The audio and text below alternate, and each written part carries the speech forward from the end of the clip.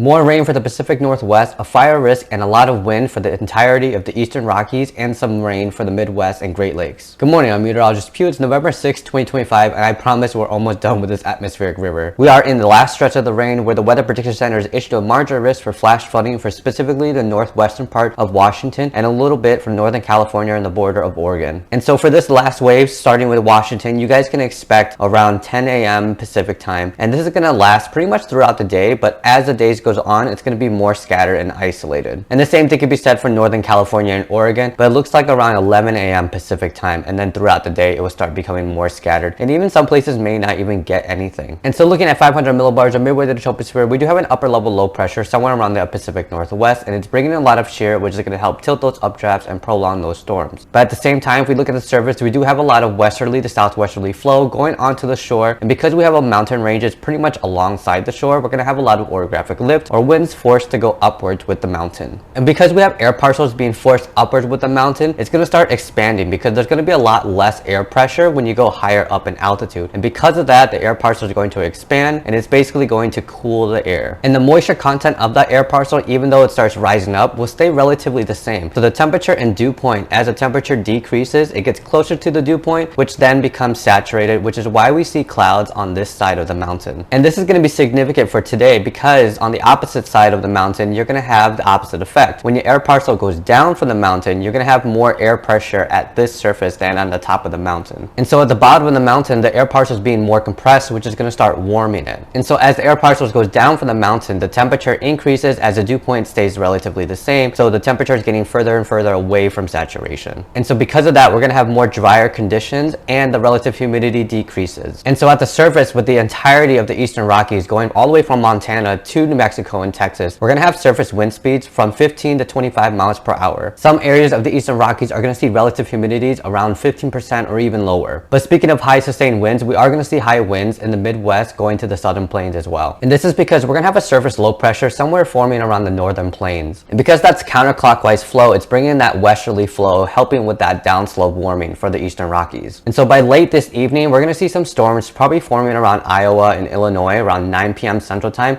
but also some showers in the northern Wisconsin and western Michigan area. And so shortly afterwards, we're going to have a band of showers and maybe even a thunderstorm pass through the Great Lakes region overnight. And this low pressure and cold front is pretty much going to be the catalyst for the severe weather that we're going to see in the Ohio Valley and Tennessee Valley tomorrow.